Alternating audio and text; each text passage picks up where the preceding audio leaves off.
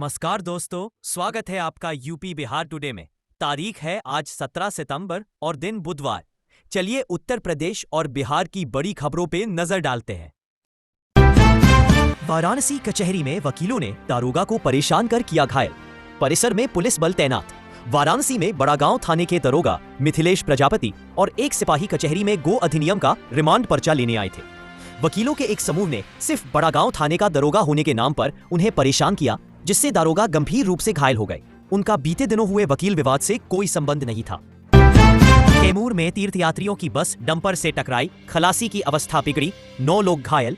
दुर्गावती में national highway 19 पर किलहड़िया गांव के पास तीर्थयात्रियों की बस डंपर से टकरा गई। दुर्घटना में बस के खलासी की अवस्था बिगड़ गई, 9 तीर्थयात्री घायल हो गए। सभी तीर्थयात्री मध्य प्रदेश से पिंडदान करने गया जा रहे थे। पुलिस ने शव को पोस्टमार्टम के लिए भेज दिया है और घायलों का इलाज चल रहा है। 42 किलोमीटर लंबे गंडक तटबंध का होगा कायाकल्प। 180 करोड़ की परियोजना मंजूर। जल रिसाव की समस्या से मिलेगा छुटकारा। पिपरासी में गंडक नदी के किनारे स्थित पीपी तटबंध की मरम्मत के लिए जल संसाधन विभाग ने 180 करोड़ रुपए की योजना को मंजूरी दी। इस योजना से 42 किलोमीटर लंबे बांध का सुदृढ़ीकरण होगा, जिसमें ठोकरों का ऊंचीकरण और मिट्टी भराई शामिल है। केंद्र सरकार को भेजे गए इस प्रस्ताव में 60% राशि केंद्र और 40% राज्य सरकार देगी, जिससे मधुबनी, खकराहा, पिपरासी और भेतहा प्रखंडों को लाभ होगा। युवक के साथ दुखद घटना से सनसनी। माता पिता का इकलौता पुत्र था शेखर। बिजनौर के मंडावर थाना क्षेत्र में एक युवक का शव बाग में मिला। वह सोमवार शाम से लापता था। उसके साथ दुखद घटना की आशंका है, क्योंकि युवक के सिर और चेहरे पर चोट के निशान पाए गए हैं। मादक पदार्थ सेवन के दौरान विवाद होने की संभावना है। पुलिस मामले की जांच कर रही है। Bihar assembly election 2025। विधानसभा चुनाव में बिना अनुमति जुलूस और सभा पर रोक। उल्लंघन करने पर होगी कार्रवाई।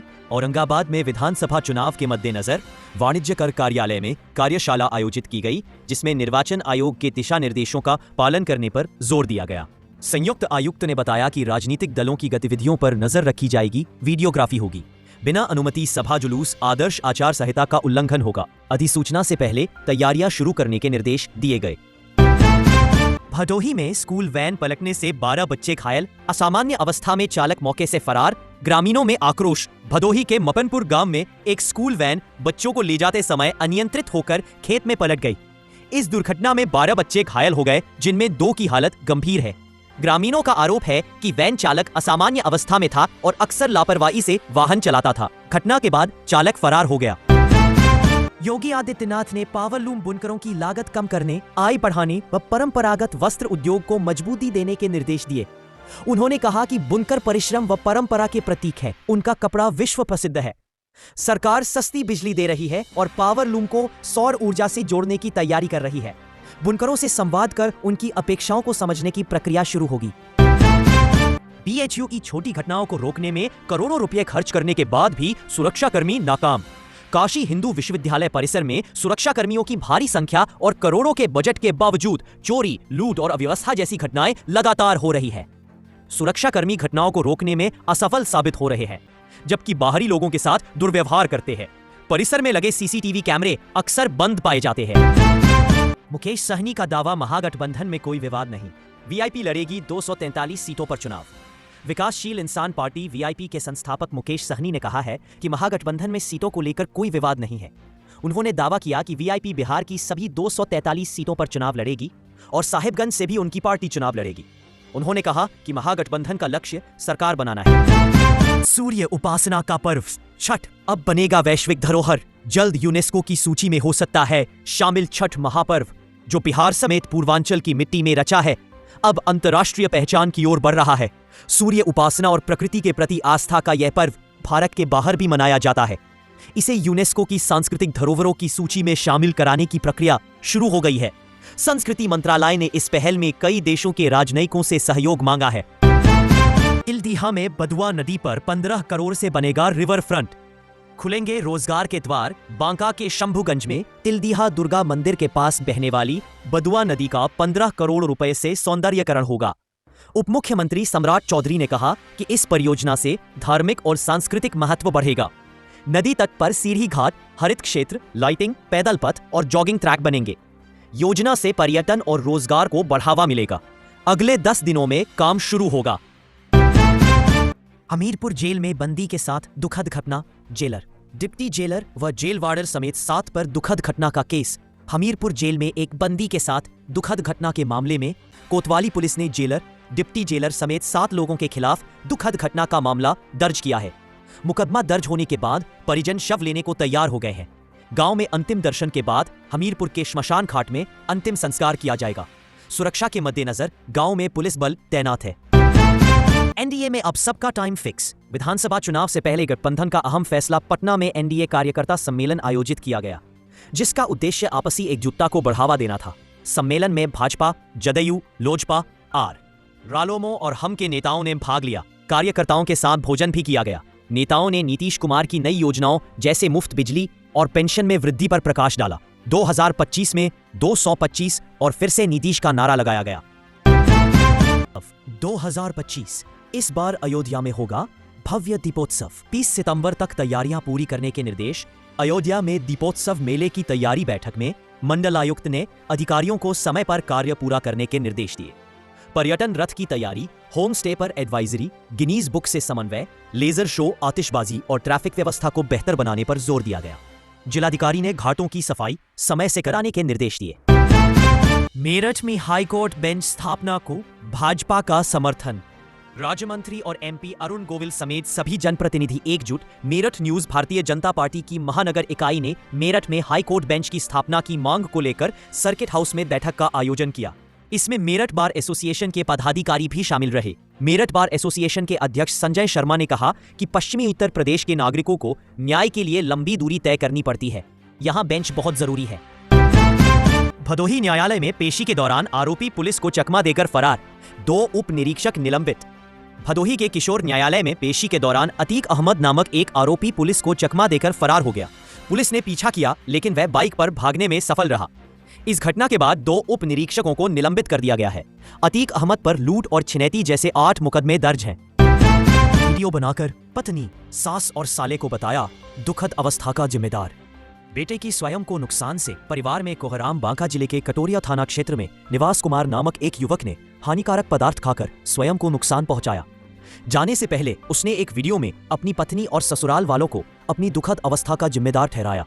आरोप है कि ससुराल वाले उसकी संपत्ति हड़पना चाहते थे और उसे लगातार प्रताड़ित कर रहे थे, जिससे तंग आकर उसने यह कदम उठाया। पुलिस मामले की जांच कर रही है। प्रयागराज में युवक के साथ दुखद घटना। नैनी के सरस्वती हाईटेक परिसर में मिला रक्त रंजित शव। शरीर पर कई जगह चोट के मिले निशान। प्रयागराज के नैनी में सरस्वती हाईटेक सिटी परिसर के पास 35 वर्षीय युवक का शव मिला। युवक के सिर और शरीर पर चोट के निशान थे, जिससे दुखद घटना की आशंका जताई जा रही है। पुलिस ने शव को पोस्टमार्टम के लिए भेज दिया है और मामले की जांच कर रही है। फोरेंसिक टीम ने घटनास्थल पर जांच की। पुलिस सीसीटीवी फुटेज को खंगाल रही है। टीईटी के आदेश पर यूपी सरकार के रिवीजन दाखिल करने का शिक्षकों ने किया स्वागत। सीएम योगी का शिक्षकों ने जताया आभार। हरदोई में टीईटी अनिवार्यता पर सुप्रीम कोर्ट के फैसले के खिलाफ सरकार के पुनर्विचार याचिका दायर करने के निर्णय का शिक्षकों ने स्वागत किया है। लगभग 3,446 परिषदीय विद्यालयों के 9,000 से अधिक शिक्षकों को इससे राहत मिलेगी, जिनमें से कई टीईटी उत्तीर्ण नहीं है। शिक्षकों ने सरकार के इस कदम को उनके सम्मान की रक्षा बताया है। सुबह खुशी खुशी दोनों बेटियां निकली थी घर से। शाम में दुखद समाचार पहुंचने से मचा कोहराम। दानापुर में 2 सगी बहनों की ट्रेन दुर्घटना में अवस्था बिगड़ गई। दोनों मुजफ्फरपुर ड्यूटी के लिए निकली थीं। पिता शंकर शाह ने बताया कि बारिश के कारण वे सोमवार सुबह रवाना हुई थी। बड़ी बेटी स्वाति केनरा बैंक में और सुरभि महाराष्ट्र बैंक में कार्यरत थी। शनिवार को ही वे घर आई थी। भगवानपुर ओवरब्रिज के पास उतरते समय दुर्घटना हुई। परिवार में मातम छा गया। पीके ने 12 प्रमंडल प्रभारियों की लगाई ड्यूटी। चुनावी मैदान में दिखेगी जन सुराज की नई रणनीति। प्रशांत किशोर की जन सुराज पार्टी बिहार की सभी पंचायतों में पंचायत सम्मेलन आयोजित करेगी। इसका उद्देश्य संगठन को मजबूत करना और स्थानीय नेतृत्व के माध्यम से जनता से सीधा संवाद स्थापित करना है। यह सम्मेलन 2 चरणों में होगा, जिसमें पंचायत समितियों का पुनर्गठन और निवासियों के साथ सम्मेलन शामिल है।